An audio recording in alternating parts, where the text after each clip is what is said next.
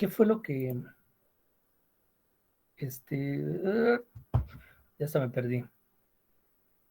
¿En qué me quedé? ¿Qué vimos? ¿Qué hicimos? Ya les dije qué es lo que vamos a leer este periodo, ya, ¿verdad? ¿O no? Ya, Profe. ya se los publiqué, ¿no? Sí. Está por aquí Luna, por cierto. Sí, profesora Castro. ¿Ya viste las sugerencias que te hice? Sí, pero no, bueno, yo no lo veo cambiado. No sé si es porque es el mismo archivo que yo le envié y más No, bien pero no ya abría el que usted me mandó. No sé. te mandé ¿cómo se llama? Es que yo lo abrí en documentos Google y ahí hice las correcciones, hice las sugerencias y ahí te lo mandé. A lo mejor es lo que te falta, ¿no? Abrirlo. Porque hice lo mismo con Shawnee. Ahorita lo reviso bien porque sí abrí el archivo, pero estaba igual que lo que yo mandé. Entonces no sé si más No, bien sí, abrí sí. mi archivo. Y no. De hecho, hasta le puse que entre paréntesis que si ya tienes el título, porque me dices que título tentativo, ¿no? Si ya tienes el Ah, título, sí. pues ya lo dejas. Ah, y Shawnee está. Perdón, Yara, ahorita te doy la palabra. Sí, aquí anda, profe. Oye, Shawnee, se me olvidó algo. Quítale la portada, quítasela y nada más pon ¿cómo se llama? Ah, ok, ok, Ya sé quién directamente. eres, ya sé quién eres. Nada más ponme, en lugar de ponerme tu nombre, nada más, ya sabes, tu seudónimo. Al Sí, sí, sí, final, sí, sí. como lo Ok, hace, profesor. como lo hace Luna, Luna lo puso al final. O sea, termina su narración y pone por Luna, no sé, no recuerdo qué. Le Pero, puse menguante, creo. ándale. Pero sí, no es un nombre real, ¿verdad? No tiene que ser No, no, nuestro. no, es un seudónimo, porque Ah, ok. Ok, a entonces no, le quito la portada y le dejo mi seudónimo. exacto, porque no, el jurado, que no voy a ser yo, porque yo no puedo calificar a mis propios alumnos, por ejemplo, el jurado no debe de guiarse por nada, no sabes de qué grupo eres, no sabes quién eres, si eres hombre, mujer o no sé qué, Ah, ok, ok, ok.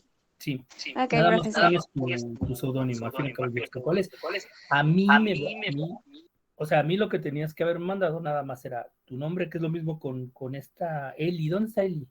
¿Está por aquí Eli o no ha entrado? Sí, aquí estoy, profe. A mí todavía me falta terminar hacer tus correcciones. Hoy te las mando, no te preocupes. Lo mismo, porque tú me preguntabas que cuál era el formato, ¿no? Que si tenías, no sabías si mandar el nombre, todo eso, o el archivo. No, no, no. Todo lo mando yo. Lo único que tú tienes que mandarme es o sea, lo que hiciste, tu trabajo, y yo te lo reviso, corriges, me lo reenvías, pero ya nada más con tu seudónimo, ¿de acuerdo? Ok, solo que, profe, yo tenía una duda también del Dime. seudónimo. Es ¿Qué? que yo quiero usar como seudónimo Aline, pero ¿Está Aline bien? es mi segundo Sí, nombre. sí, no hay problema. Sí, Ok, no te gracias. preocupes. De todos modos, pues no es tu nombre completo. O sea, lo que no quieren es saber ni el nombre, ni apellidos, ni qué grupo eres, ni nada, absolutamente nada. O sea, Ok, aquí no tiene que haber, digo, mis compañeros son muy profesionales, no se dejan llevar por cosas, pero así es más neutral el asunto. Es lo único. ¿Sí? ok, está bien, gracias. Gracias, Ok, profe. y te lo mando hoy, ¿eh? Perdón, es que Sí, sí está he bien. tenido hasta el tope de trabajo, pero no te preocupes. Hoy queda. Y además, como son correcciones, bueno, en el caso de Shawnee las corrigió luego, ¿sí? Y no tuvo problemas. También Luna, son correcciones así se te va el dedo, ¿no? Una cosa así, no tanto. Sugerencias muy puntuales, nada del otro mundo, ¿no? ¿De acuerdo? Yara, ahora sí, ¿qué es lo que querías decirme? No, profe, era de la clase que había preguntado en qué nos quedamos, Sí, pero sí. yo nada más iba a decir que le había dicho que le pusiera pausa porque estaba muy interesante Ah, lo sí, de los sí, pues puse adolescentes. pausa, tan Por pausado eso estoy que sigo en pausa y no me acuerdo qué fue lo que Ay, vimos. ajá, pero bueno, profe, nada más era eso. Por eso le dije despause Tuve clase, ahorita. mira, tuve clase el martes a las 7 de la mañana. Imagínate, luego tuve clase con sexto. Luego tuve círculo de lectura. Luego es el martes me fui a prepa 4 y luego me fui a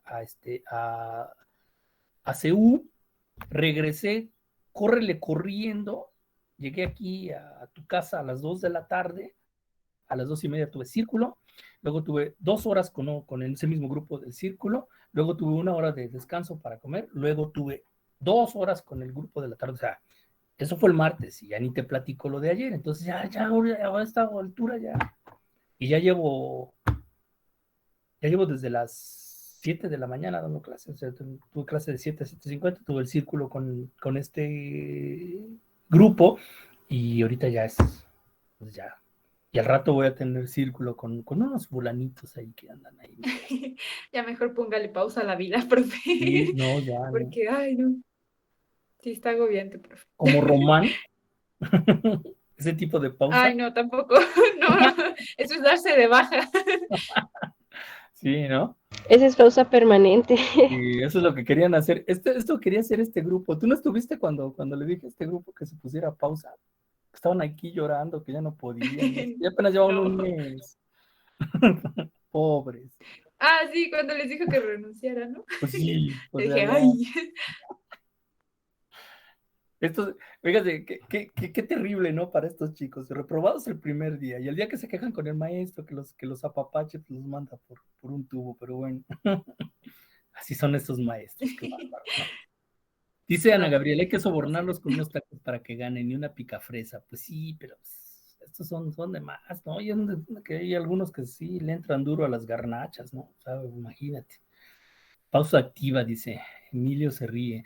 Bueno, a ver, ahora sí una carnita, a eso sí, hasta yo le entramos. Estamos viendo el Blitz Roman. ¿Terminamos de ver los ejemplos que les puse o ya se quedaron así? Obviamente no son todos. Les puse, digamos, los más así breves: pérdida en la noche, primera borrachera, primera relación sexual, una violación, un embarazo, cárcel, hospital, pérdida de un familiar muy cercano, puede ser tu papá, puede ser tu mamá, un hermano, la decepción amorosa, te rompen el corazón. Bueno, eso no es tanto. Eso te lo van a romper 20 veces en el, ¿cómo se llama? Cuando eres adolescente. Cuéntelas. ¿Qué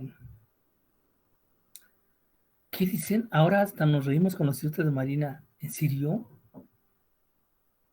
¿Por qué? Ah, que te caigas en la cárcel a andar como el modo Checo Pérez, ándale. O sea, malo inmenso, ¿no? ¿Qué más? ¿Qué otras les puse? La escuela, El embarazo. Sí, ya había comentado, pero sí, también el embarazo, obviamente. Acuérdate que 2 son los que se embarazan, no 1. No eres... Bueno, ni los hipocampos se embarazan solos, ¿no? Pero es así, es algo terrible, algo que te haga reflexionar en el sentido de que caes y de ahí siempre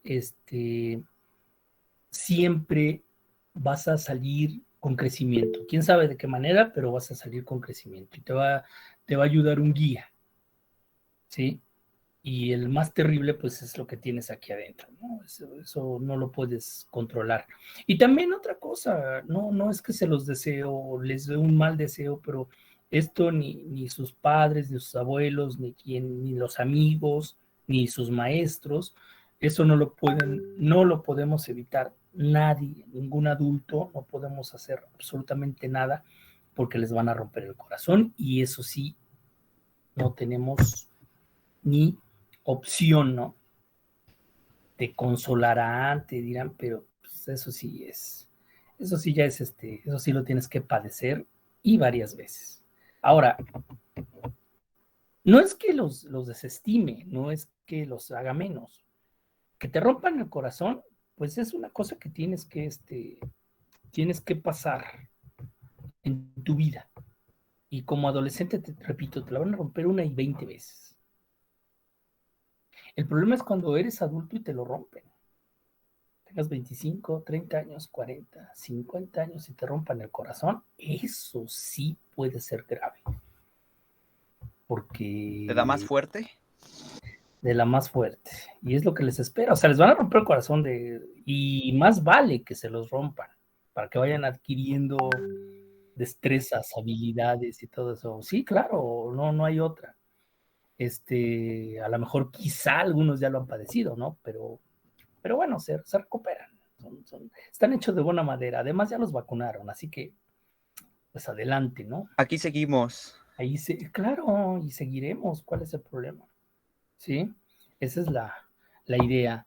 Pues muy bien, eso sería por la cuestión, y también supongo que les hablé del contexto histórico de la guerra civil y todo esto, ¿no? Cómo fue el estallido de la guerra y toda esa circunstancia, ¿no? ¿Sí fue así o no?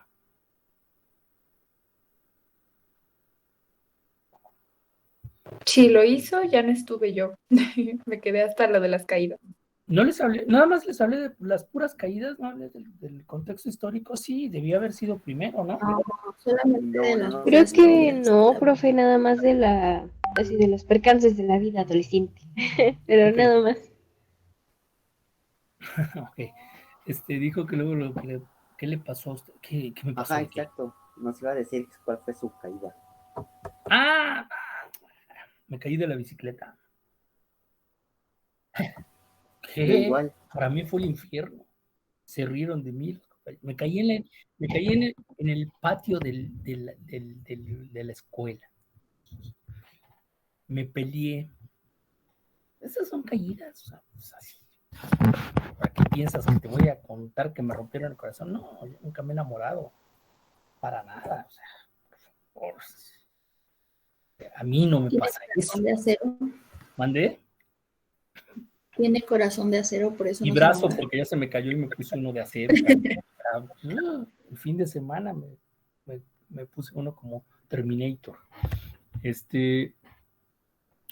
Bueno, pues según yo ya les había comentado, pero va de nuez.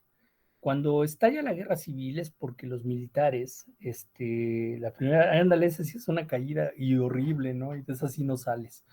Dice, profe, cuando se caiga, que le dé pena, que se ría, que es como 10 segundos se llevan solo para que en vez de reírse se preocupe y después se para como si nada. Consejo profesional. El problema es que cuando ocurre eso, eres muy pequeño y y pues no sabes, man, controlar esa situación. O sea, por aquí te caes y por acá te levantas. O sea, apenas llegas al suelo y ya estás de pie otra vez. Y pues sí, ese es el problema. Sí, ¿no? En fin. Bueno, como les comentaba, mi primo se le abrieron una espina. Bueno, resulta que 5 años llevaba la República, es decir, las elecciones libres por primera vez en la historia de España, que eso sí ya se los había comentado, tiran desde la Edad Media, España tenía rey y nunca había cambiado de sistema. Hasta 1920, cuando llega Primo de Rivera al poder y luego un atentado lo matan en 1930, 10 años duró su dictadura de Primo de Rivera, y luego lanzan elecciones, gana la República en 1931 y solo dura 5 años. ¿Por qué? Porque la República estaba en contra de la hipocresía española, sobre todo aquella emanada de la religión, ¿no? Y obviamente quienes defendían a la Santa Madre Iglesia Católica Apostólica y Remona, pues la dictadura. Entonces los militares se hacen con el poder, hay un golpe de Estado, desequilibran la nación y estalla una guerra en abril de 1936. Esa guerra dura 3 años. Si España ya estaba dividida, aquí termina totalmente pues totalmente se convierte en 2 bandos. Unos que apoyan a la dictadura, los que ganan la guerra porque la gana la dictadura, comandada por el caudillo, en aquel entonces era coronel, era el que estaba a cargo de la guarnición de Ceuta. Quien no sepa aquí dónde está Ceuta, Ceuta y Melilla son 2 territorios que están en África, en Marruecos. Son unos reductos ahí donde llegan todos los inmigrantes. Es un territorio español, europeo, dentro de África. También está el famoso Sahara español, que sí está ya un poquito más abajo. Pero bueno, el jefe de la Guardia Civil era Franco, ahí. Entonces él inicia, con otros militares, inicia la revuelta y después de 3 años ellos ganan la guerra e impone una dictadura que va a durar 35 años, hasta su muerte, hasta 1975. Eso es por un lado. El país queda dividido porque está el bando vencido. El bando vencido son los republicanos, los que estaban en el poder. Y tenía una adhesión muy fuerte la República. Para pronto, los artistas, los intelectuales, mucho maestro, todos ellos estaban del lado republicano. Es decir, le dan un cerrojazo a la cultura y al pensamiento. Muchos tienen que salir de España. Al principio, como la frontera es o Portugal o Francia, y mejor Francia, porque pues, es el camino a Europa, y Portugal pues casi es lo mismo, ¿no? Pues muchos salen por Francia.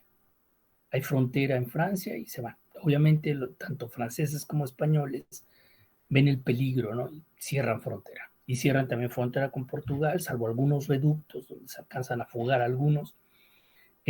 Por donde no se fugan es obvio por África. Primero porque los divide el estrecho de Gibraltar, ¿no? Después de todo son algo así como 28 kilómetros de mar, una cosa así, o sea, no es así como que cruzo la frontera, ¿no? No es fácil. Y además, pues pasa como con México. Nadie cruza Guatemala, todos cruzan Estados Unidos. ¿Sí?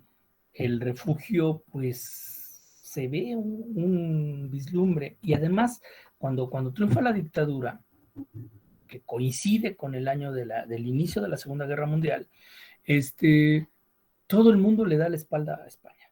Todo el mundo. Excepto un paisito que está del otro lado del charco, así medio curiosito, los tipos sombrerudos, bigotones y panzones, llamado México. Es el único país que no le da la espalda, porque había un gobernante con una altura moral, con una investidura enorme, de esos que quisiéramos que regresaran, que hubiera de esa naturaleza, que mandó 2 barcos a España, a Cádiz, al puerto de Cádiz, justamente en donde está esa frontera.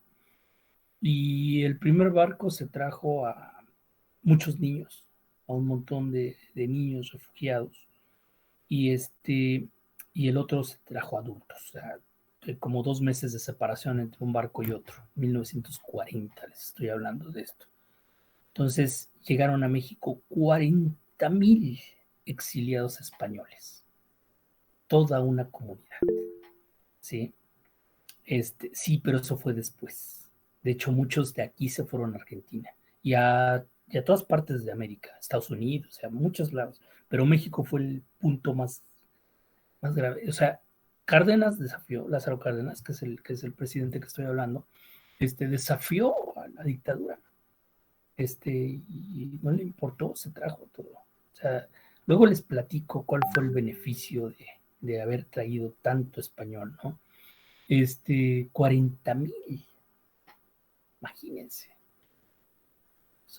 Para los años en que estamos hablando son muchísimos, muchísimos.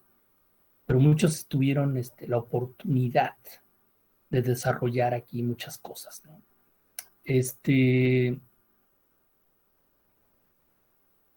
Muchos no pudieron regresar a España. Ya venían, pues, grandes, adultos, y como la dictadura duró 35 años, pues nunca pudieron regresar. Imagínate morir fuera de tu país, ¿no? No regresar nunca a tu patria. No me imagino el dolor de ver por última vez en aquellos barcos que, bueno, los llevaban a la libertad, sí, pero mirar por última vez en el horizonte se está perdiendo la línea de tierra y que la vas a ver por última vez, o que más bien no sabes si la vas a volver a ver. Eso fue terrible, para muchos fue terrible, muy terrible, y la dictadura les arrancó eso. Eso fue algo dolorosísimo, ¿sí? Lo sé por buena fuente, porque mi abuelo venía en uno de esos barcos, por ejemplo. Pero bueno, eso es otra cosa. Entonces, el asunto es terrible para la gente, ¿no? Que huye, pero también para la gente que se queda. Los que vivían al norte y no alcanzaron a cruzar fronteras, los que no pudieron y tenían estas ideas de emancipación o esta idea de poder salir, no pudieron. Y pues fue la mayoría, se quedó ahí. Y bueno, pues por ejemplo, el caso de los que sí lograron salir, pues tuvieron oportunidad, ¿no? Porque la dictadura fue verdaderamente una asfixia. Esto que veíamos en la casa de Bernardo Alba y lo que vamos a ver ahora en la casa del Calle Ribau es algo sintomático de lo que pasaba en la dictadura. Y lo que vamos a ver más adelante con Tiempo de Silencio, por ejemplo, ¿no? O en la película. En fin, es una cosa que sí pega, ¿no? Y es algo lamentabilísimo, porque, por ejemplo, España se alía, como es el mismo año de la guerra termina en junio del 39 y para diciembre, para la Navidad de ese mismo año ya hay guerra. Y ahora sí es segunda y ahora sí primera, ya no es la Gran Guerra, sino ya es la Primera Guerra Mundial, la Segunda Guerra Mundial. El 9 de diciembre del 39, Alemania masacra, no ataca, masacra a los polacos, cruzando el río Vístula. Del otro lado del río estaban los rusos cruzados de brazo y riéndose. Sí, es alguna deuda que los polacos tienen, que no soportan a los rusos, por ejemplo, por esa situación. Fue algo terrible. Bueno, es que ciudades polacas fueron destruidas. Luego les platico de un asunto que pasó en Cracovia. Y empezó la guerra, ¿no? Pero a principios del año, antes de que terminara la guerra civil, se cuenta de un fotógrafo suizo, un periodista suizo, que cruzó la frontera de Francia en su auto y anduvo fotografiando ciudades destruidas, pueblos destruidos, ¿no? Fotografió, por ejemplo, Belchite, que está en Aragón, que ese pueblo quedó como el caso de Guernica, en el País Vasco. Son pueblos que quedaron destruidos, que no quedó piedra sobre piedra. Él estaba fotografiando una zona de Aragón cuando escuchó aviones de guerra. Entonces él, sin saber, pues obviamente fotografía los aviones y resulta que eran aviones nazis. O sea, los nazis estuvieron en la Guerra Civil Española haciendo prácticas para lo que iban a enfrentar después.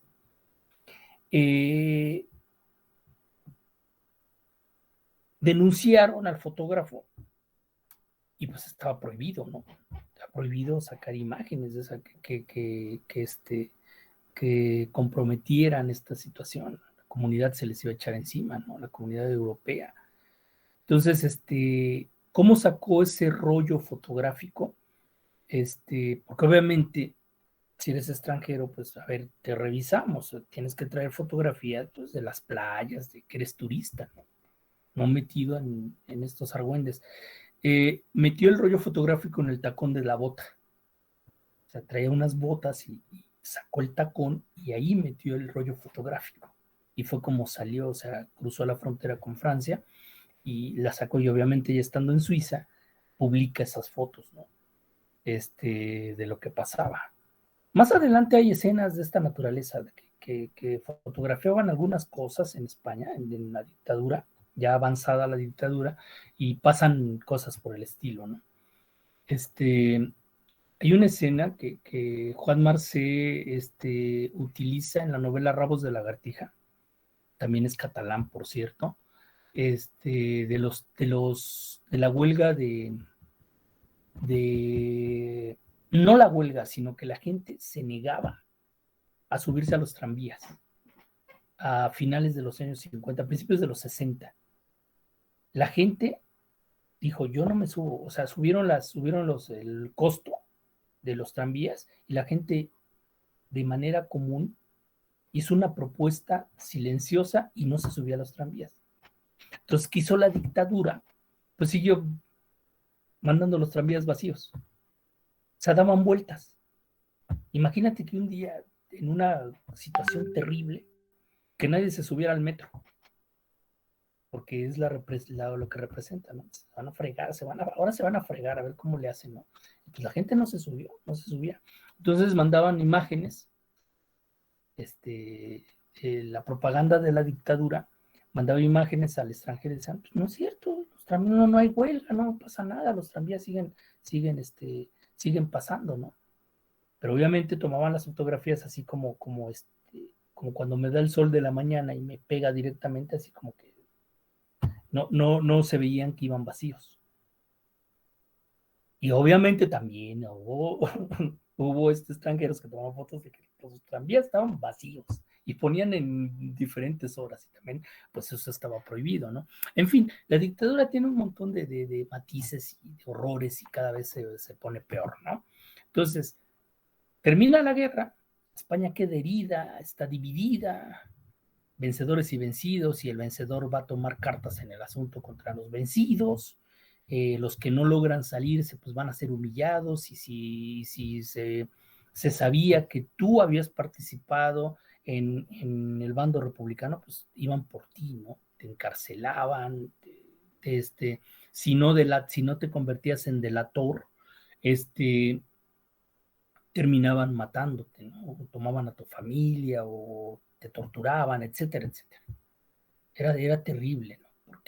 Porque los republicanos, que además habían perdido la guerra, eran rojos, eran de izquierda, eran pensadores y comían niños, ¿sí? Estamos otra vez de regreso a la Edad Media, al Renacimiento.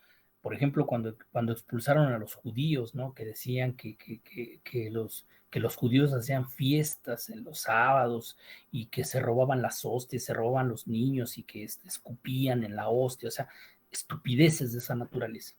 Pero obviamente, como el caudillo Franco y la dictadura salvaba el honor, o sea, puso orden, muy similar a Porfirio Díaz. O sea, la gente estaba harta de tanta guerra, llega Porfirio Díaz y la Pax Porfiriana, ¿no? Es decir, controla al país, ¿sí? ¿Qué manera de controlar? Pues imponiendo pues un orden que no todos querían, por ejemplo, toques de queda o cosas por el estilo, ¿no? Eso es lo más terrible. Entonces, empieza la Segunda Guerra Mundial, España toma mal partido, es decir, se alía no tanto con los nazis, yo creo porque quedaba más lejos, sino con Italia, con el fascismo de Mussolini. A Italia y España lo divide el mar Mediterráneo, y si no, pues le da una vueltita por Francia, que es frontera con España, pero cruza la Provenza, o sea, los Pirineos, la Provenza y la Costa Azul, y llega a Italia. Entonces está muy cerca Italia. Quizá por la cercanía, le hace guiños al fascismo, la dictadura española, ¿no? Y como Italia pierde la guerra, pues imagínate, ¿qué pasa después del 45? Cuando termina la guerra mundial, que España pues, fue una representación como México, así, pues, acababa de venir de una guerra, no podía participar tan activamente en la guerra. Obviamente sí mandaron efectivos y todo, ¿no? Carne de cañón, pero no tuvo una participación relevante, por obvias razones, por obvias razones. Entonces termina la guerra. El año siguiente, en el 46, se crean las Naciones Unidas y por voto de Panamá, España no entra a las Naciones Unidas. No participa en el concurso de las naciones por seguir en dictadura. O sea, ese es el problema de cuando estás en una dictadura, que no entras al juego. Eres apartado, eres segregado completamente. Entonces España se le imponen sanciones. Pocas naciones tienen relaciones con España. México, por esta cuestión de que Lázaro Cárdenas ayuda a los exiliados españoles, pues España rompe relaciones con México. Y si México en aquel entonces era el país que no se peleaba con nadie, pues imagínate los demás. Italia queda destruida, Alemania queda destruida. ¿Cómo le iban a echar la mano? Austria hasta mutilaron, así a ellos sí les fue peor. Les fue peor, a Austria les fue peor. El imperio austrohúngaro se acabó y dejaron un pedacito así del tamaño de, no sé, de Guanajuato. En eso se convirtió el imperio austrohúngaro. Entonces, ¿quién iba a ayudar a España si tenían problemas encima? Obviamente, las naciones ganadoras, Francia, Inglaterra, Rusia, pues ellos van a reconstruirse, ¿no? Las Naciones Unidas les ponen unos impuestos a los alemanes, a los italianos, a los austriacos, a los holandeses que paguen la reconstrucción de las ciudades, de Londres, de París, de todas las ciudades, ¿no? Que están destruidas por la guerra. Y luego, pues empiezan a reconstruir sus países. ¿Cómo le iban a ayudar a España? Y además con todos volteando la espalda a España por la dictadura. Pues entonces viene una gran recesión económica española. Algo que nos faltó de comentar en las caídas, digo, ahora no pasa. Todavía a mi generación le tocó así, ya enterarnos ya de último, la colita, pasar hambre. No sabe lo terrible que es pasar hambre. Eso no es algo que tenga, que lo podamos entender. A nosotros ya no nos tocó. Afortunadamente nuestro país, con todo y lo que tiene, no ha permitido que su población se muera de hambre, se mate de hambre. No hay posibilidad. O sea, ustedes no la han conocido, el hambre no la conocen. La conocen por flojera, no por otra cosa.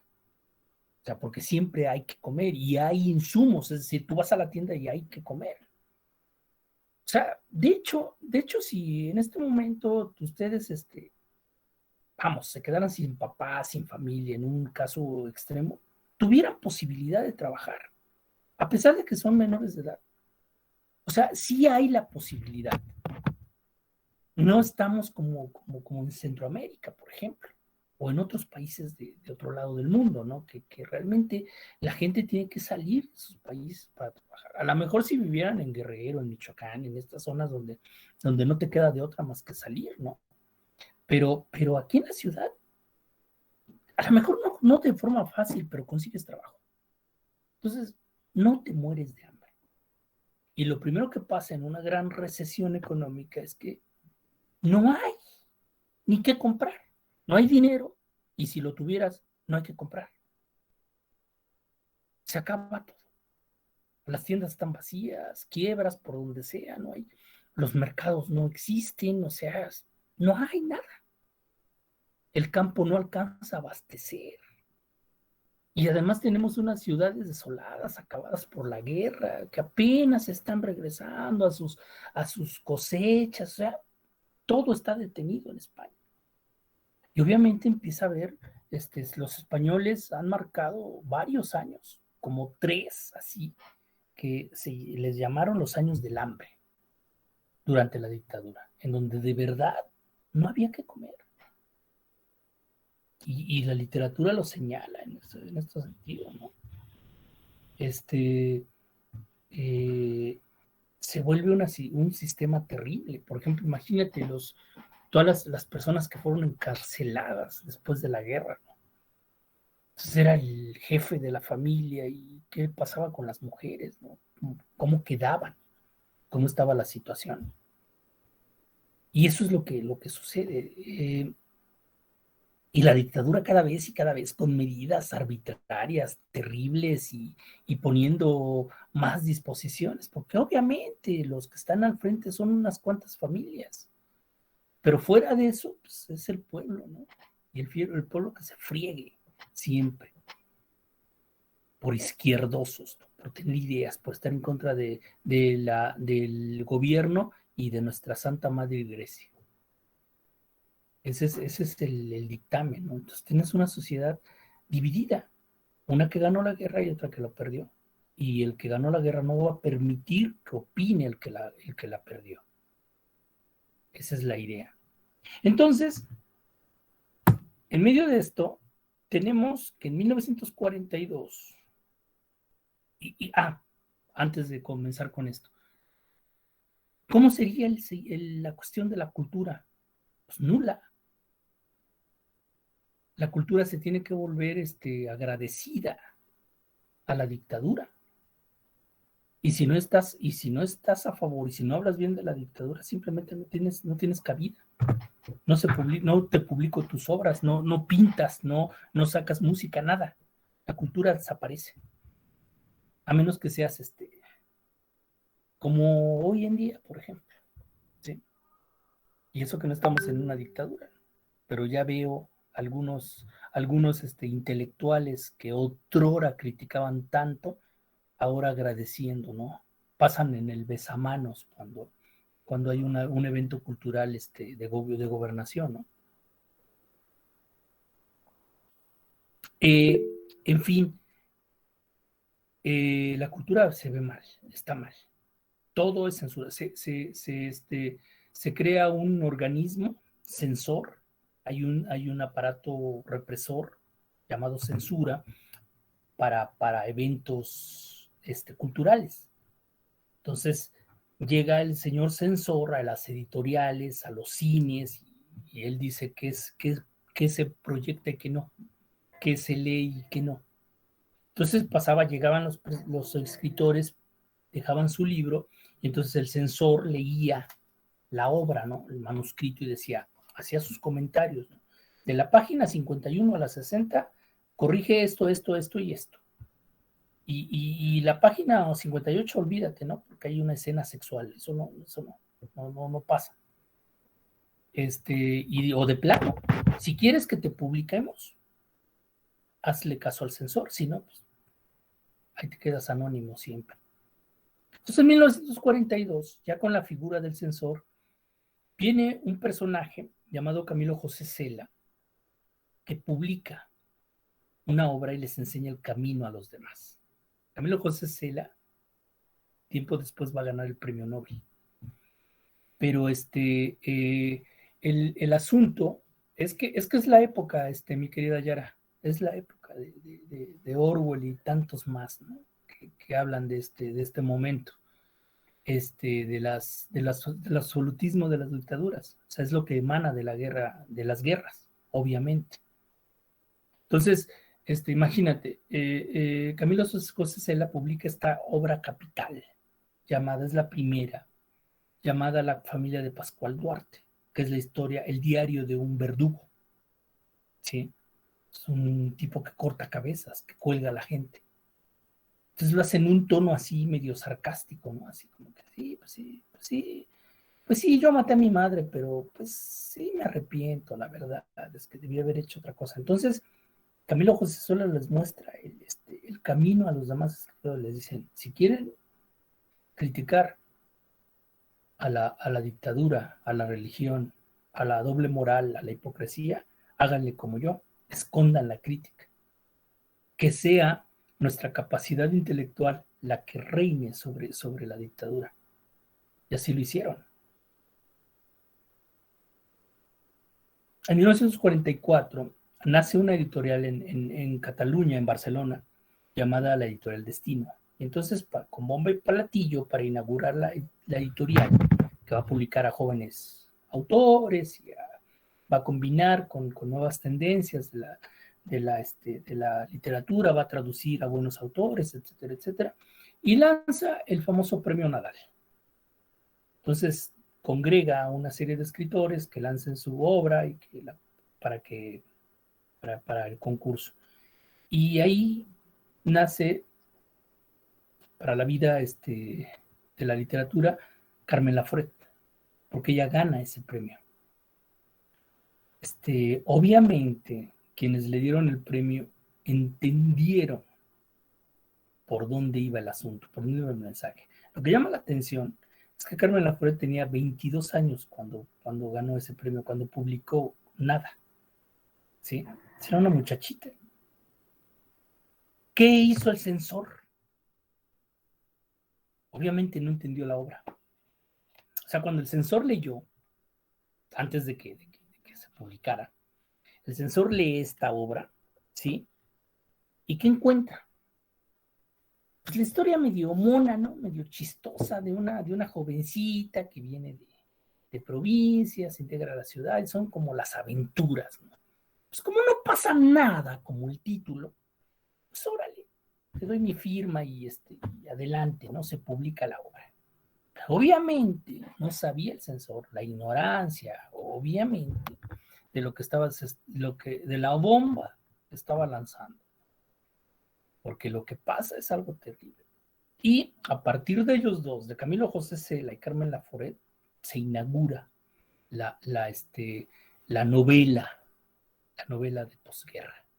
Y luego le siguen más, le sigue Delibes, le sigue Carmen Martín Gaite, Rafael Sánchez Ferlosio, Ana María Matute, Luis Martín Santos, los hermanos Luis y Juan Goitisolo, Juan Benet, Juan Marcé, una playa de grandes escritores que hacían lo mismo, o sea, ocultaban. Cuando se dieron cuenta de lo que estaban haciendo, pues obviamente empezaron a cerrar y a no publicar, aunque no las entendieran. Camilo José Cela en 1956, 14 años después de haber publicado La familia de Pascual Duarte, publica su obra maestra, pero la publica en Argentina. Publica La colmena, que ahí sí es una burla, no es una crítica, se burla de la dictadura. Quizás es la obra más representativa de toda la posguerra, definitivamente, ¿no? Porque lo hace, Camilo José Cela era un tipo sarcástico, tremendamente sarcástico. Y bueno, la obra está en ese tono, con todo el sarcasmo, le da una crítica, le da una tunda a la dictadura. Pero obviamente, pues ya, pues como se publicó en otro lado, por ejemplo, las obras que se publicaron en México, muchos poetas que llegaron a México, intelectuales en general, no fueron conocidos en España hasta después de que terminara la dictadura. Es algo increíble, ¿no? ¿Pueden creer eso? Había, por ejemplo, Pedro Garfias que murió aquí en Monterrey, por ejemplo, escritor de la generación de los 50. No lo conocían, nunca lo conocieron, hasta murió aquí en México. No supieron de su existencia hasta cuando terminó la dictadura, empezaron a conocer a este gran escritor, a este gran poeta. Y así pasó con muchos que tuvieron esa desventura, ¿no? Otros dejaron de publicarse, como el caso de Antonio Machado. Entonces, era un escritor que había muerto cuando terminó la guerra, y pues era un autor pernicioso, ¿no? Que hacía pensar. Entonces, cuidado, ¿no? Eso es peligrosísimo. Y esa es la idea. Entonces, lo que tenemos aquí es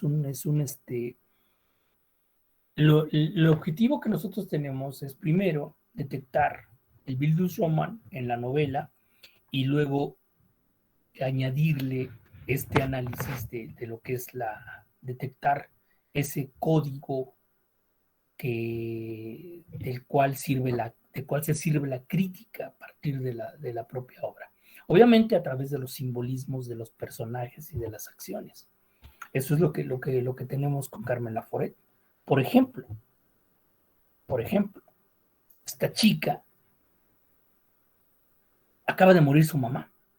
Recuerden que eso ya pega como la caída principal, pero Carmen Laforet esconde esa caída. O sea, es decir, nunca en la novela Andrea sufre por la mamá. O sea, como si ya lo hubiera superado. Obviamente eso nunca se supera, pero en la novela no incide. O sea, ella viene de provincia, llega a la casa paterna, ahí nació en Barcelona. La mamá era madre soltera. ¿Qué es ser madre soltera? Acuérdense de Bernarda Alba. Entonces ella tuvo que abandonar Barcelona, tuvo que abandonar a su familia para irse a vivir a las Islas Canarias. O sea, eso le da un plus, un agregado a la novela. Porque ¿saben dónde están las Islas Canarias? No saben dónde están las Islas Canarias. Por África, más o menos, ¿no? Por el norte de África. A la mitad de África. No, en el norte no, a la mitad de África. En la parte más negra que su conciencia, que es la mitad de África. Ahí está Madeira, por ejemplo, en las Azores, ¿sí? Que son territorio portugués, y están las Islas Canarias, la Gran Canaria, Santa Cruz de Tenerife, Las Palmas, etcétera. Ahí está en las Islas Canarias. O sea, ¿qué nos quiere decir la autora? Que además, imagínate, nacer en las Islas Canarias, eres un español de segunda o de tercera. No solamente eres de provincia. Nacer en Oaxaca, pobre del que llega a la ciudad si eres de Oaxaca, ¿no? ¿Cómo te tratan en la escuela? O sea, lo más suavecito te dicen indio. Lo más suavecito. Imagínate que México tuviera un territorio en Honduras. Ya Oaxaca pues, sería así como ser príncipe, ¿no? Imagínate, ¿no? Además, ¿no? Entonces, pues así, o sea, Andrea, huérfana, la mamá salió de la casa familiar porque pues, se embarazó, es madre soltera y se fue a vivir lejos. Ahora sí que puso tierra y mar de por medio, ¿no? De la familia. Entonces un día se muere. Entonces esta se tiene que regresar a la casa. Y ahora, lejos de ser bienvenida o recibida como lo que es como familia, no, como buen adolescente, impuntual, se le va el tren. Y en lugar de llegar a mediodía, llega a medianoche, ¿no? Llega a las 11 de la noche a una ciudad que no conoce. Una ciudad con toque de queda, una ciudad terrible, ¿no? Llega y el cochero la deja ahí en la casa arriba, y ella se acordaba, ve por primera vez la fachada de la casa y dice, pues está muy sombría, ¿no? Así como que no es lo que ella recordaba. Y el problema no es la fachada, el problema es lo que está dentro. O sea, porque ella entra y la tía Angustias, en lugar de decir, hija, ¿cómo estás? ¿Cuánto tiempo sin verte? Mira, que no sé, ¿tienes hambre? O no sé, lo que se dice, ¿no? ¿Por qué llegas hasta ahorita? ¿No? O sea, te esperábamos a las 3 de la tarde, una cosa así, o sea, recibe una tunda. O sea, ya está la primera caída desde la primera hoja, ¿no? Y luego le dice, pues mira, ahí en el sillón estás a un lado de esas cosas que están ahí estorbando y ahí échate y ahí platicamos mañana, ¿no? Esa es la bienvenida que le dan a Andrea. Y obviamente cuando tienes una bienvenida de eso, y al día siguiente, pues la pelea de los tíos en el desayuno, ¿no? Entonces cuando tienes eso, por primera vez, pues dices que sigue, me faltan 200 páginas, pobre Andrea, le va a ir de tumbo en tumbo. Y efectivamente, va de tumbo en tumbo. O sea, va cayendo. O sea, y a cada rato, caídas, que se enferma, tiene hambre, la autoridad, el autoritarismo que tiene Angustias con ella, ¿no? Es decir, ya está. El detonante, ya empezó el problema, ya empezó el Bildungsroman Roman. Pues primero señálenme pues las caídas y luego vamos a los personajes y a la parte importante o medular que serían la caída principal. Sí, Luna, empiezo contigo. Gracias, profe. Pues sí, no, como usted dice, primero, yo creo que la principal es tener que dejar su hogar, que era, bueno, las Islas Canarias, por la muerte de tu madre, ¿no? Imagínate tener que dejar tu hogar donde, bueno, donde creciste prácticamente, donde ella ya estaba formada, tener que dejarlo y encima porque tu mamá, tu única familia, supongo yo, porque pues si era madre soltera, obviamente era su única familia, ¿no? Pero tener que irte por esa razón y encima una casa que apenas si recuerdas, pues debe ser muy... Ah, exacto, bueno, dice Yara que iba súper emocionada. Yo creo que eso más bien lo escribe la autora pues, para esconder un poquito las intenciones. Si bien sí dice que ella no iba tan atrofiada, que de hecho se le hacía algo emocionante, pues yo digo que al menos de trasfondo sí afecta. Y yo creo que es al menos como para empezar una primera caída, ¿no? Tener que dejar el lugar donde creció. Por más emocionante que sea, pues sigue siendo terrible, creo. Sí, sí, sí. Sí, creo que esa sería la primera. Ok. ¿Quién más? Iba súper. Yara, te escucho. Sí, pues yo creo que también otra caída fue esa desilusión, porque yo creo que tenía la esperanza. Sí, como dice Luna, es algo fuerte, es algo que no, así de, bueno, ya ni modo, se murió mi mamá, me voy a ir a Sí, ver sí, qué sí. pasa, ¿no? Pues no, pero sí tenía la esperanza de que encontrara algo distinto, algo que pues la ayudara, ¿no? Ya iba a cumplir sus 18 años, que yo también, y ya valió. No me quiero desilusionar igual que ella de la mayoría de edad y la independencia, pero ya vi mi futuro, ¿no? ¿No es cierto? Bueno, eso. Y pues lo que es su propia abuela, ¿no? Que también, bueno, es lo que mencionaba, la ve tan cambiada, no la reconoce como la persona que conoció y pues los problemas que tiene con sus tíos, también en las cuestiones del amor, el primer beso, ya también ya me vi, no, no es cierto. Ya lo Este, ansías. puras desilusiones. Ay, no. Corazón Y roto, ya te también diste. Una y otra ajá, vez. también con hambre, no, no es cierto. Independizada en un cuartito sin poder comprarme nada. No, no es cierto. Este, y también, pues, esto del primer beso y con su primer supuesto amor, este baile, ese fue terrible, ese me dolió mucho. Y muchos que pasan, también con su amiga, que si bien no fue una desilusión total, sí fue algo que le dolió, ¿no? Le removió. Entonces creo que con todo tuvo una desilusión y no se salvó casi nada. Pero bueno, no menciono más para que también digan algo Sí, los compañeros. sí. También esta cuestión, ¿no?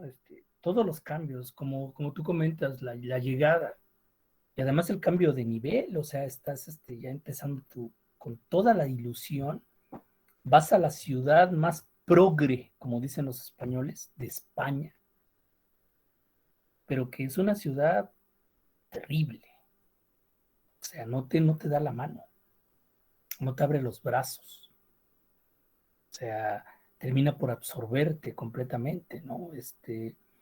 Eh, simple y llanamente, pues eres un desterrado, no eres de aquí. Y además esto adelantándote un poco, esta cuestión del novio, ¿no? El noviete, pues el tipo es de la clase alta, Pons, pues el día que lo ve, que sí, ya lo quería, se divertía con él y con los amigos, ¿no? Con Wishols y no recuerdo el nombre del otro, pero pero el día que la conoce la mamá, pues lo que pasa cuando te conoce la mamá, ¿no? De alguien, cuando eres la novia, ¿no? O sea, te ve de arriba abajo y dices, pues esta pelada de dónde salió, ¿no? Se va a llevar a mi niño, ¿no? A mi príncipe. Entonces, ¿cómo? Entonces, pues sí, es una cuestión, terrible. Diego, te escucho. Ah, sí, bueno, pues otra caída podría ser la desolución del hogar. Tengo entendido, bueno, pues que ese lugar lo conocía antes y pues tenía buenos recuerdos de ese lugar y verlo destruido, pues, creo que sí es bastante fuerte. Como, no sé, irte de casa y dentro de unos años ver tu casa toda, sí, destruida, sucia. Entonces creo que ese también fue un golpe fuerte. Así es, así es. Mar y luego Álvaro y luego Luna. Sí, profe. Bueno, yo pienso que otra caída a lo mejor puede ser toda la influencia que tiene Gloria en Andrea, puesto que Gloria es como una mujer muy, no lo sé, yo a veces no sabía si creerle o no. A veces era muy sincera, pero otras veces tenía unos comportamientos que yo consideraría que no iban con esa sinceridad que a veces mostraba. Y todos esos altibajos pues le causaron muchos problemas, yo creo que psicológicos a Andrea. No, bueno, en general la falta de paz en su entorno, creo que fue una caída, yo creo que fue la caída más dura que tuvo, porque ella pues venía buscando paz después de la muerte de su madre, y encontrarse con un ambiente tan desequilibrado en ese sentido fue para ella muy, muy duro. Sí, definitivamente hay ahí una circunstancia, pero bueno, no hablemos de la caída principal, de la caída en vertical del infierno, porque quiero ver más caídas, quiero que me señalen esta pinta para caída, ¿no? Eso es lo que vamos a hacer en este momento. Sí, Álvaro, te escucho. Bueno, yo también quería complementar un poco lo que dijo mi compañero Diego, ya que pues considero que a cada cosa material se le toma un cariño especial, ¿no? Y cuando tú lo descuidas o lo ves destruido, pues como que sí te repercute en tus sentimientos porque te hace sentir mal. Entonces nada más quería como comentar un poco más sobre lo que dijo Diego, porque igual de hecho también ese lo había considerado como una caída. Sí. Muy bien. Luna. Profe, gracias. Pues yo creo que un poquito más adelante, en la cuestión de que, bueno, ya tiene su vida como separada, de que toma ella la decisión de no comer ahí en la casa y solo pagar, o sea, encima tenía que pagar su cuarto, ¿no? Pero bueno, ya, eso es otro tema. Decide ella ya no comer ahí, ir más con sus amigos en la tarde y solo dormir en la casa. Sí. Pero pasa hambre, o sea, aunque es algo que me pareció muy inteligente por parte de la autora, no mencionarlo tanto, pero darle suficiente atención como para que digas, wow, ¿no? Ella decide ir en las tardes con sus amigos en lugar de comer en la casa, pero aunque tenga dinero, el dinero que se ahorra ella al no pagar su comida, no puede gastarlo en comida real, aunque fuera afuera, ¿no? En la calle, porque no hay. O sea, estás viendo una ciudad donde los abastos para la gente como Andrea están escasos, no hay comida, ¿no? Entonces yo creo que una caída muy fuerte que, aunque no se toca tan a fondo en la obra, precisamente por esto, creo que está bastante presente este hecho, ¿no? De que Andrea pasa hambre y no nada más hambre como de, ay, tengo hambre, pero me la aguanto tantito. No, ella de verdad pasa hambre y come pan tieso, ¿no? En su recámara, que ni era recámara. Entonces, yo creo que es un aspecto muy fuerte, esto de que esta época en donde ella pasa hambre. Es feliz, pero pasa hambre, ¿no? Entonces, wow. Sí.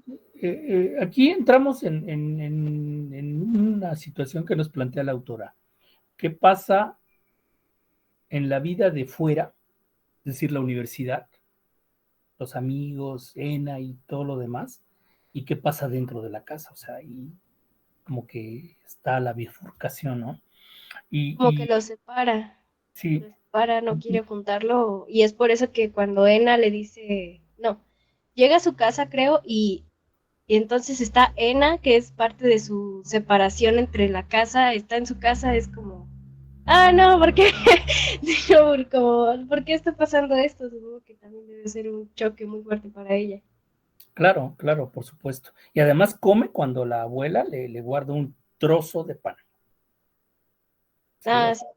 Porque hay una escena terrible, ¿no? Que ahí casi pega como la caída principal, aunque no lo es, que es cuando se bebe el agua de las verduras, donde lavaron las verduras. De agua de verduras. Cruda, sí.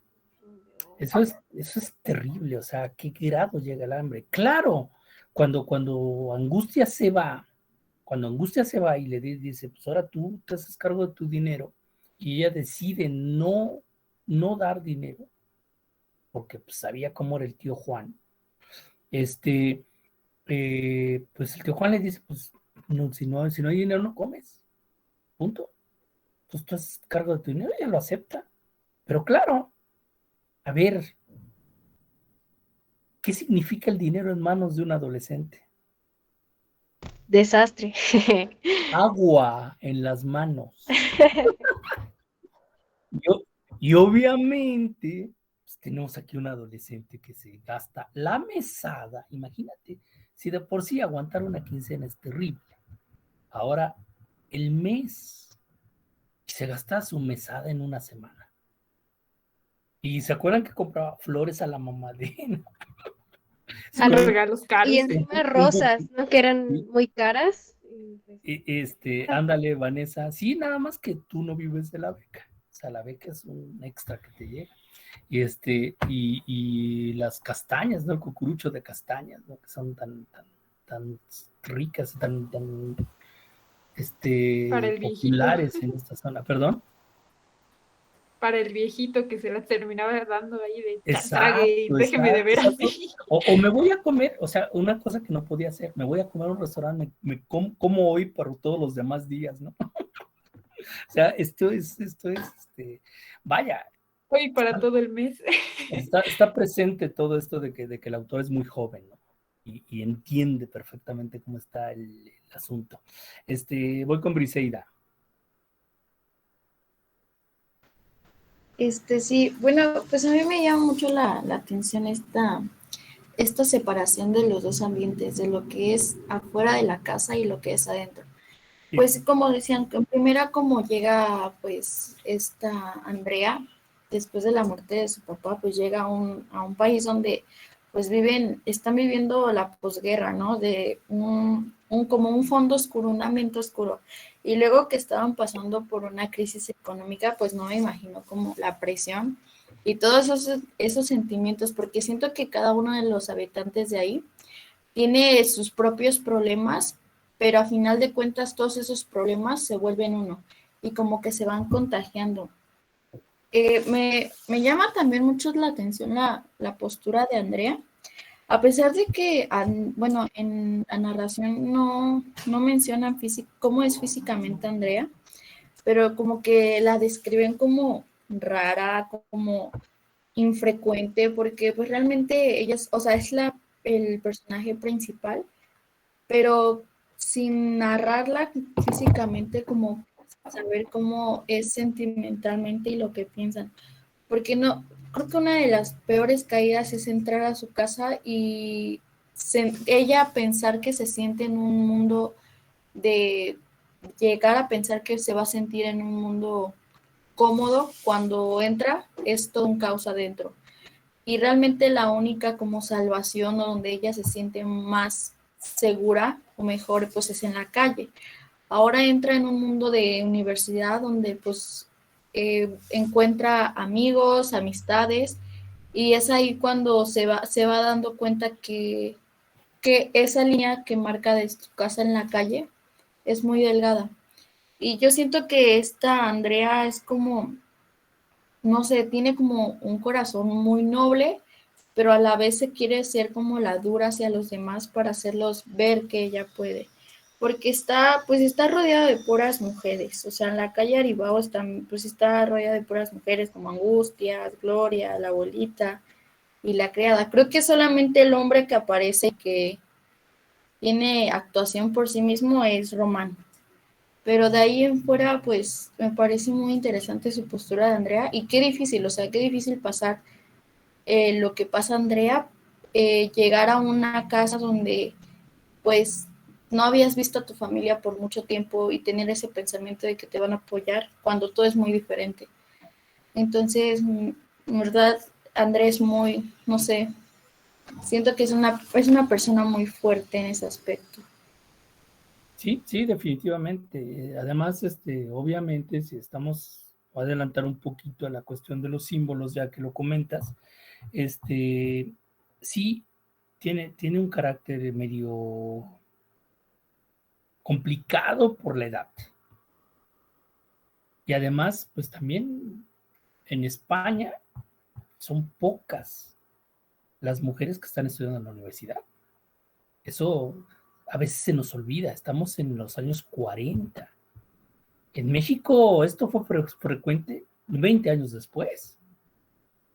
Y no cualquiera, es decir, no es así como que tan fácil, ¿no? Entender esa parte del asunto, ¿no? Obviamente, otra vez el señalamiento, ¿se acuerdan en la casa de Bernardo Alba? Que es la juventud representada a través de estos personajes, no solamente es Andrea, sino todo lo que rodea a Andrea. Ahora, vamos a ver, ahora que terminemos un poco con las caídas, ver la cuestión de los personajes, porque esa es la clave de la historia, ¿no? Pero muy, muy bien observado, o sea, tienes razón, no hay una descripción física de Andrea, pero obviamente pues sí, díganme antifeminista si quieren. A esa edad veo a todas las mujeres bonitas. Yo siento que ella estaba guapísima. No sé, me da esa sensación, pero bueno, o sea, total, línchenme. ¿Cuál es el problema? Joana, creo que es Joana. Sí, Joana, tú vas. Sí, yo iba a comentar, bueno, no sé en qué parte yo vi que físicamente tenía el cabello rizado y los ojos grises y era morena. Bueno, ya pasando eso, otra caída creo que es el distanciamiento con su mejor amiga, porque pues esta en una ocasión menciona que es una de las personas que más quiere. Y entonces cuando se distanció con ella, era como una salida de todo ese entorno de peleas, de personas ahora sí que, bueno, de sus dos tíos marcados por la guerra,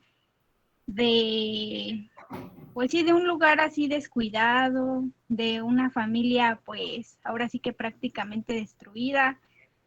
Y entonces esa separación con su amiga, que significaba mucho para ella, o sea, porque incluso sacrificaba su sueldo, su pensión, como lo mencionaban, por comprar flores, o sea, y caras, y también le dio un pañuelo, y creo que esa fue una caída. Ok, no, sí, por supuesto. Además, bueno, empiezo con lo último que comentas, mi querida Joana. El pañuelo, ¿qué significa, no?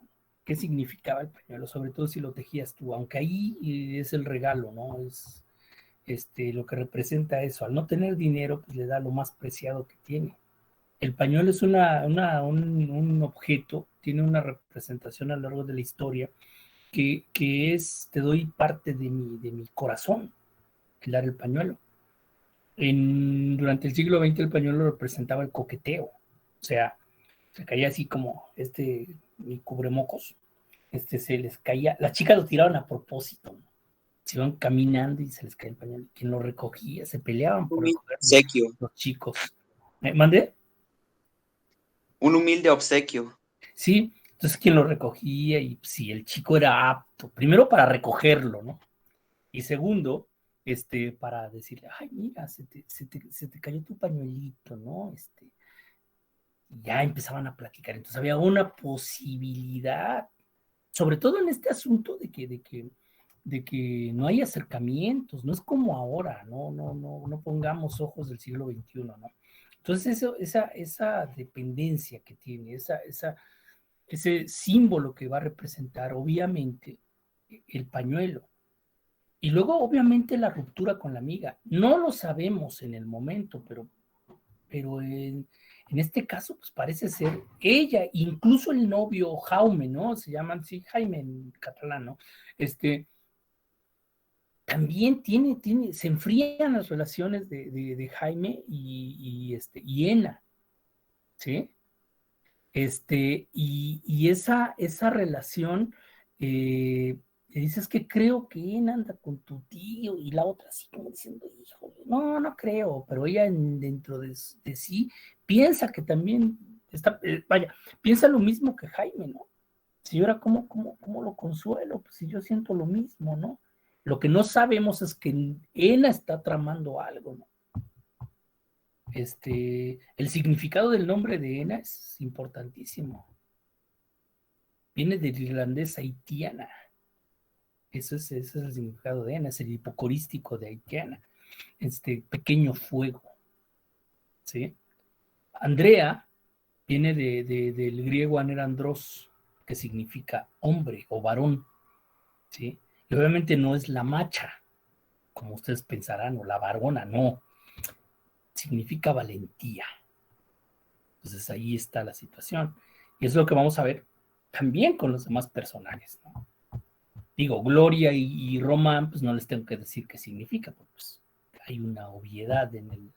Pero todos los personajes tienen una importancia capital, o sea, todos los personajes secundarios, o sea, los tíos, la tía Angustias, la abuela, Gloria, Ena y su mamá, el novio, ¿y quién más? La criada, por supuesto, la criada, ¿no?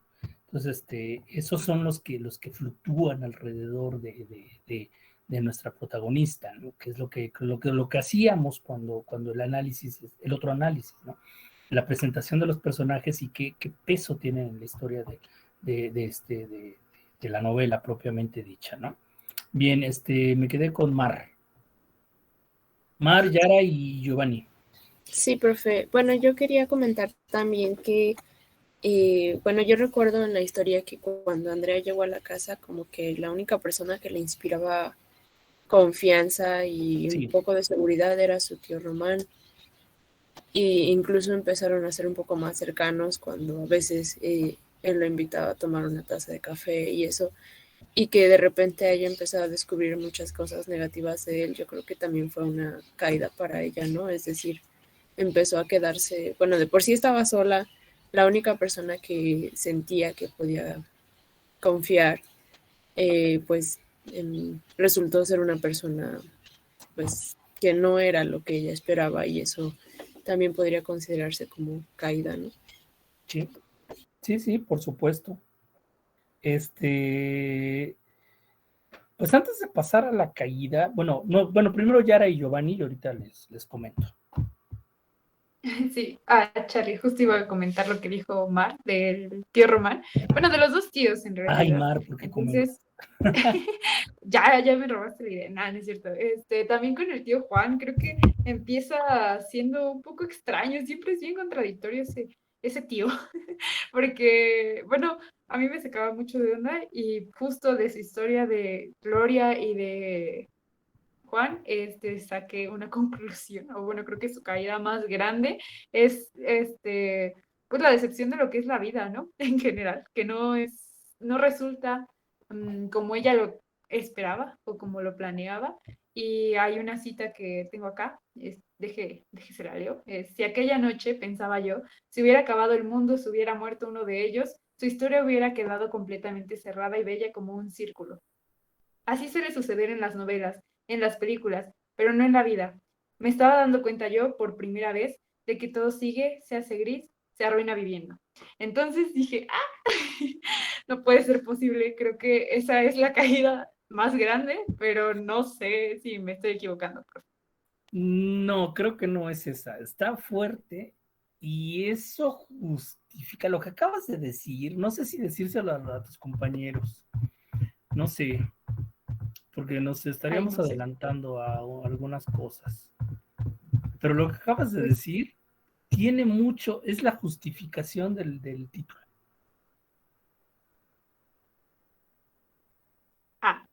Porque obviamente nada, o sea, no pasa nada. Pero no pasa nada. Así como que todo está en secreto, todo se murmulla, todo se murmura, todo es entre corrillos. Nadie sabe, pero todo el mundo se entera. Entonces no pasa nada. Esa es la historia reciente de España, lo que está aconteciendo en ese momento en España. Pero también tiene este carácter filosófico. ¿En qué época estamos? Entonces eso tiene mucho que ver, pero pues sí, casi le atinas, pero no. Supongo que tú no viste esta novela con tus compañeros, ¿verdad? Los veteranos. No, no los vi. Qué Me bueno. acuerdo Qué bueno, que la porque mencionaron. no te guías, ¿no? No hay y todo se vuelve sorpresa, obviamente. Porque Ajá, de hecho creo que Pau tampoco la vio, pero, o sea, sí la vio, pero por mensaje, por WhatsApp, me dijo que no fue sí, reunión. claro, sí, Ajá, es que fue cuando nos cayó la pandemia. Fíjate, desde hace 2 años no veía la novela, pero bueno, ahí está la situación. Pues sí, no es lo mismo, no es lo mismo, pero bueno, ya está. Giovanni. Sí, bueno, en una parte de la novela surge una extraña relación entre Ena y el tío Román, que pues ese yo lo vendría considerando como el punto más crítico de la historia, ¿no? También Ena revela a Andrea que el verdadero propósito es humillar a Román en venganza por haber dejado a su madre. Y pues para mí ese sería como que lo más crítico que tiene la historia. ¿Eso te pinta para infierno, Giovanni? Más o menos. Ok. No, pues no es ese, porque quien tiene que caer es Andrea. Y aquí más bien es Ena la que le devela, ¿no? Que efectivamente se enfrió sus relaciones con ella porque, o sea, ella sí la quiere bien, ella sí es su amiga, y lo sabemos. Ella va a ser la guía, obviamente. Pero allí más bien le está diciendo su plan, diciendo, no te confundas, me las paga por lo que hizo, y lo que le hizo fue que se burló de la mamá. Además, pues ahora que hablemos de los personajes, ya no les va a caer tan bien Román, que digamos. Pero no es esa, Giovanni, pero bueno, ok, buen aporte. Mar. Sí, profe. Bueno, a lo mejor lo que acaba de comentar Giovanni es que a lo mejor Andrea, con la relación entre Román y Ena, empezó a sentirse como fuera, ¿no? Es decir, si a lo mejor Andrea consideraba que Ena era como su única salvación, y cuando Ena decide pues ya no pasar más tiempo con ella y empezar a pasar tiempo con Román, ella como que se siente excluida y empieza a sentirse a lo mejor celosa, y a lo mejor esa es otra caída, ¿no? Sí, es otra caída, efectivamente. Así es. Y además, sabiendo quién es su familia, ¿no? De hecho, cuando Ena llega a su casa sin avisarle, que ella nunca la había invitado, pese a que ella a veces pasaba las tardes y comía con ella y todo esto, hacían la tarea juntas, todo lo que hacen las amigas, ¿no? Y resulta que en este caso, la situación es que llega y le dice, ¿por qué no me habías dicho que tu tío era tal persona, no? Qué mala eres, le reclama, ¿no? Y ella así como que toda penada por el lugar donde vive y todo esto, pues la otra era rica, ¿no? Y eso le causa también una terrible caída, la vergüenza, ¿no? Bien, Yara también. sí, tal vez otra caída, a lo mejor no la principal, pero sí muy fuerte, creo que es cuando se decepciona de ella misma, en el sentido de que creo que, bueno, tiene que ver con lo que pasó con Pons en la fiesta.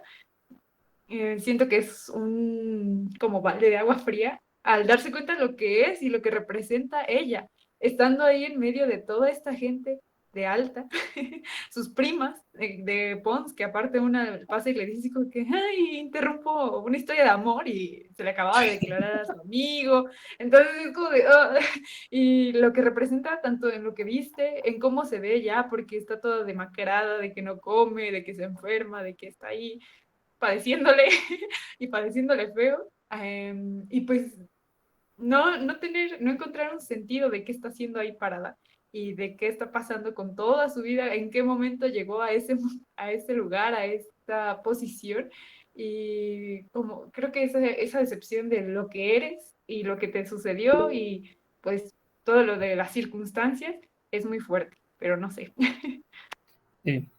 Sí, por supuesto. No es lo más fuerte, pero sí, por ahí va. Joana. Creo que otra caída fue cuando se fue de su casa porque, bueno, al último dice que, bueno, lo voy a leer como tal. ¿Sí? Sentía una viva emoción, recordaba la terrible esperanza, el anhelo de vida con la que había subido por primera vez. Me marchaba sin haber podido conocer algo de lo que confusamente esperaba.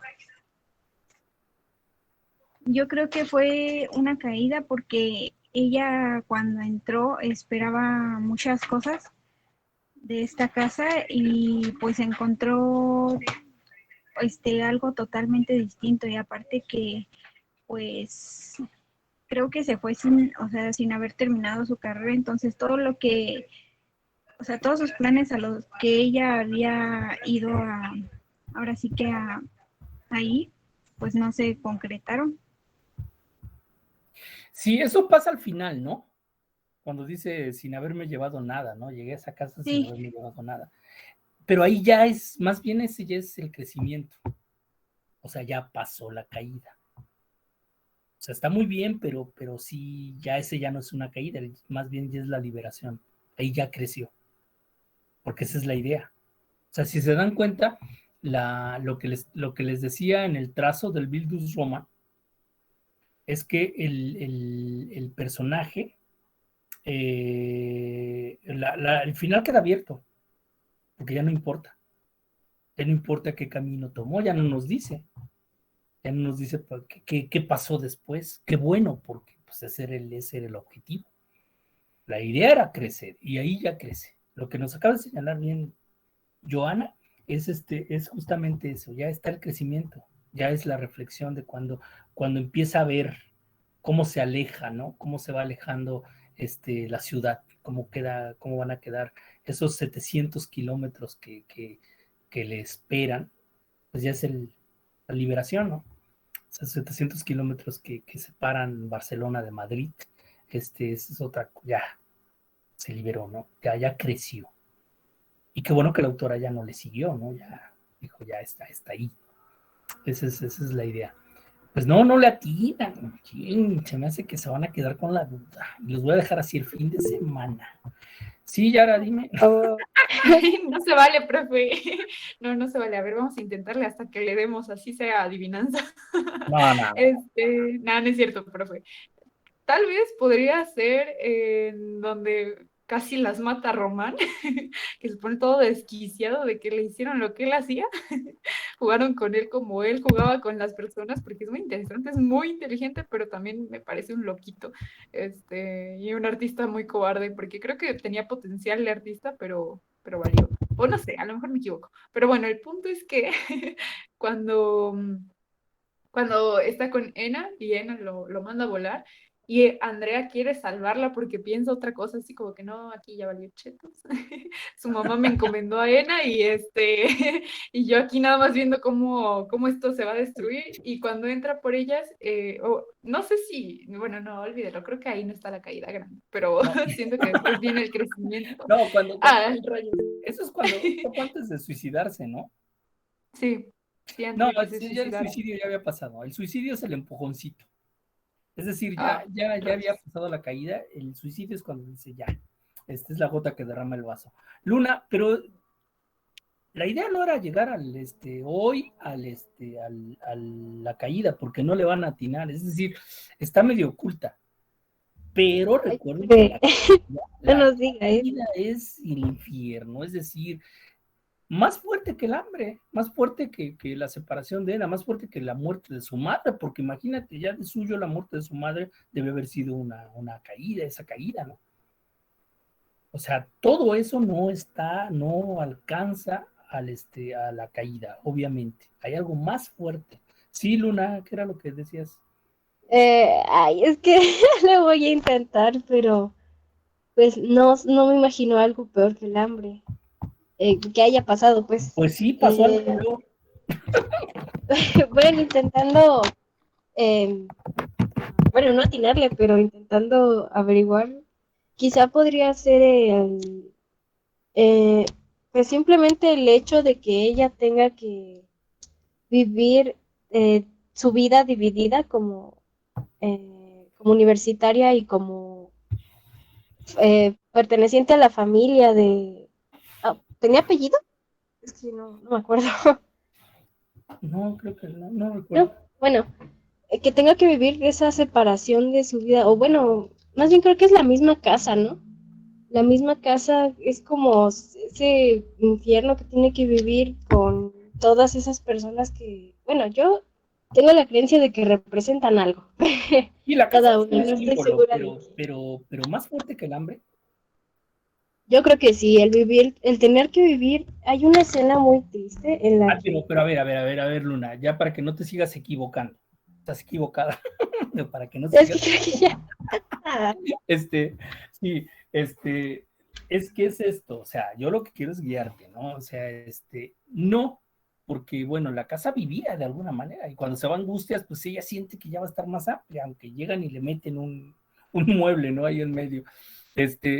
Pero no es esa, no puede ser más fuerte, o sea, la caída es un revulsivo, es decir, es algo que toca fondo. Yo Y si es más fuerte que la decepción amorosa, que la casa, que Ena, que el hambre, que todo lo que ha pasado, es algo, es que imagínate, no puede ser más fuerte. Un ejemplo, Luna, que tú quedaras embarazada a que el novio nada más te hubiera puesto el cuerno. Obviamente no, obviamente es algo más, obviamente no está en el mismo nivel. Ahí, si alguien se llega a ver en un embarazo, en una violación, eso es más fuerte que cualquier otra cosa. Entonces no puede ser ni cerca comparado. Esa es la situación. Aquí sí hay un revulsivo al grado de que ella deja de estudiar. ¿Qué más fuerte que eso? Iba contra todos, porque con el poco dinero que tiene, que no le alcanza ni para mantenerse, sigue estudiando, pero ese revulsivo dice, ya, hasta aquí. O sea, llega el momento en que ella dice, crece, que esa es la situación. Pues puede ser, bueno, creo, ya como última esperanza de intentar Y saber. si no reprueban, ¿no? Ay, no, pues le decía, hay una escena en la que ella, bueno, cuando se suicida su tío y todos están tristes, ella se va a la bañera y como si fuera un día normal, y entonces ella se da cuenta de que para ella ya es normal, ¿no? Algo tan trágico como es el suicidio de una persona, ya es normal para ella en una casa tan terrible. Entonces, quizá el que ella esté consciente de, pues, de lo que ahora es normal para ella, lo que le decía justamente Román cuando empieza a pelear con su hermano y luego su hermano empieza a pelear con su esposa y le dice, ¿esto es todos los días? El que ella después se dé cuenta de que efectivamente esto es todos los días, esto es como un día normal, pues quizá el tener esa conciencia de decir, ¿qué está pasando conmigo, no? ¿Por qué esto es normal para mí? ¿Por qué esto debería ser un día normal en esta casa? Quizá ese es el punto en el que ella dice, ya, tengo que irme de aquí, ¿no? Sí, pero hay algo que la tira. ¿No? ¿Sí eso? Ay. Que la arrastra, se arrastra en el suelo. Lo que pasa es que le está pasando como al gobierno con la pandemia. La minimizan, o sea, la caída no la están viendo bien, porque sí la leyeron. Nada más que se les olvidan algunos detalles. Entonces, yo lo que necesito hacer con ustedes es empezar a mostrarles a los personajes. A lo mejor ahí tiene que ver la situación. Porque tuve el cuidado, eso sí.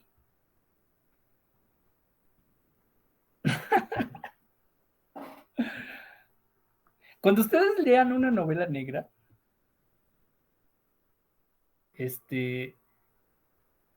cuando les falten pocas hojas, porque la maravilla de una novela negra, una novela de detectives en la actualidad, antes de llegar, bueno, llegando al último capítulo, antes de que te digan quién es el asesino, que te falten 3, 4, 5 páginas para terminar, párate en ese momento y reflexiona. ¿Quién es el asesino?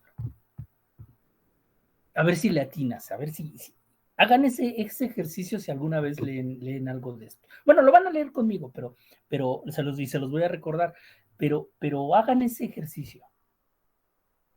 Porque cuando leemos algo así, les digo a los alumnos, mira, se quedan así, totalmente sorprendidos, ¿no? Así, ¿cómo? Yo no creí que fulano fuera, ¿no? ¿Cómo? A ver, maestro, ¿cómo es posible que no lo haya visto y estaba tan evidente? Y les digo, y el autor te lo dijo desde el principio. ¿Sí o no, Yara? Yara.